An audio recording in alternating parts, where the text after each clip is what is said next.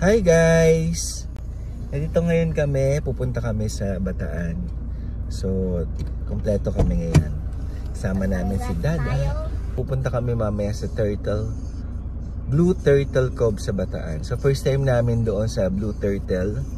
So, titingnan muna namin kung maganda ba sa Blue Turtle. Kasi ang isa sa mga problema ng mga kasama ko sa Blue Turtle daw ay yung CR. So, check natin mamaya yung CR. Kasi mga artista yung mga kasama natin. Di ba, Baste? Yep.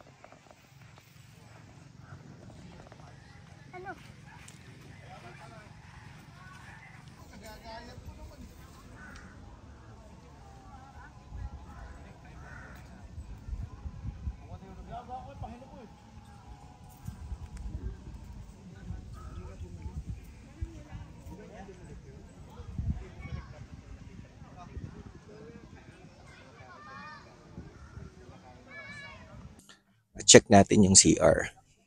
So marami ngayon nagka-camping. So may mga group na nagka-camping. So okay naman, masaya naman. Check natin yung CR. So marami naman daw CR dito sa Blue Turtle Cove. So medyo okay naman yung setup. Dito maraming nabalaho, so medyo ingat lang dyan sa side na yan. So check natin yung CR. So first time ko na pumunta rito. Feeling ko pwede na rin yung CR nila. Kaya lang ah, hindi kagaya doon sa mga naunang campsite namin. So for example, doon sa Calatagan, sa may Edna's Beach, medyo okay yung CR. Doon sa River Ranch, maganda talaga yung CR. Yun nga lang, walang dagat. Sa Calatagan naman ay okay naman. So ayan sila ate, mababait naman sila ate. Ayan, check natin yung CR. So ito, nasunog daw tong CR na to before. Pero ngayon under renovation. So check natin yung CR. So malinis naman yung CR. Ito sa shower room yata. So yan. Okay naman, may tubig. So ito yung shower area yata nila. Merong urinal. So overall parang pwede na guys. So yan. Kahit maraming gagamit, okay naman. Kasi bihira lang din nagsi-CR. So ayan siya dito from here sa CR. So maraming tao ngayon guys dito sa Blue Turtle. Long weekend ngayon. Actually today is holiday dahil Chinese New Year. Yan. Okay, so check natin yung aming setup ngayon. So ayan, yung aming sasakyan. So medyo ingat lang dahil loose yung mga buhangin dito. Maraming dalawa yung nabalahaw. So meron naman nag-recover sa kanila. So may saksakan naman, mga ilaw. So hindi problema yung gabi. May ilaw naman. So by the way guys, dito pala dito sa area na to ay may mga cottages. Walang bayad yan. So ang gagawin mo lang, first come first serve yung basis nila dito. So marami rin yung cottages. Nagkataon lang na maraming tao ngayon dito sa Blue Turtle Cove. Okay, so ang rate nila dito ay pag day tour ay 200, pag overnight ay 250. Pero ang kagandahan dito guys, for example, pumasok ka rito ng 10 in the morning, so ang checkout mo 10. Unlike sa iba, pag may talaga specific yung check-in, check-out nila. So pag nag-check-in ka ng 3 p.m., automatic mga 12 noon. The following day ay need mo na mag-check out. So ayan, malinis naman yung tubig, malinaw. Kamusta yung tubig? Maayos naman yung tubig, hindi siya malalim kasi cove siya. So hindi rin siya maalon. So malinis naman. Sa iba to, Bas? Sa yan. Ayan, kay Basti pala yun. Nakala ko marami. So ganyan ang itsura ng Blue Turtle Cove dito from the shore. So maluwag siya guys. Ang ganda ng buhangin. Medyo white. At medyo malinis naman. At maganda. So ayan ang setup namin. So ayan ang setup namin today. Yan. Basta kunin mo isang buko. Yan, si Kuya. Ang pangalan niyo, Kuya? Ha? Aning. Gusto pala niya ng buko. Apa? Oo, mamaya pa.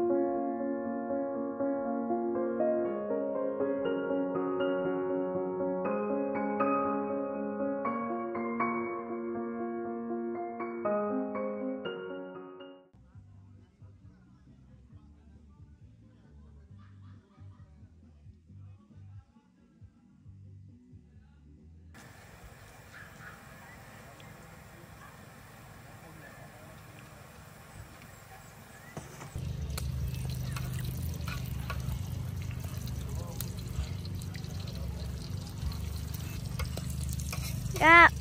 Ga. Mami.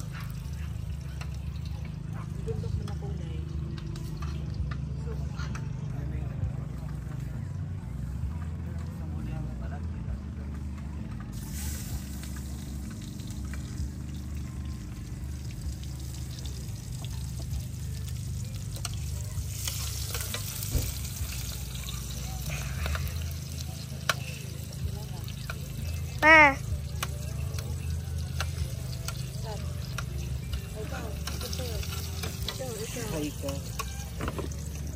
Ay. Pupunta sa laot yan. Magiging ano ba sila?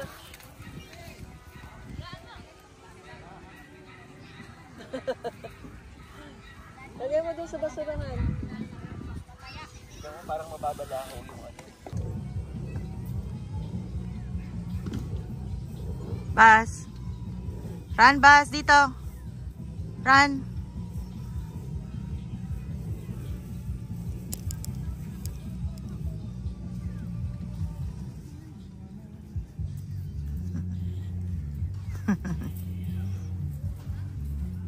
Hi. Happy Chinese New Year. Today is Chinese New Year. Hi, Matt.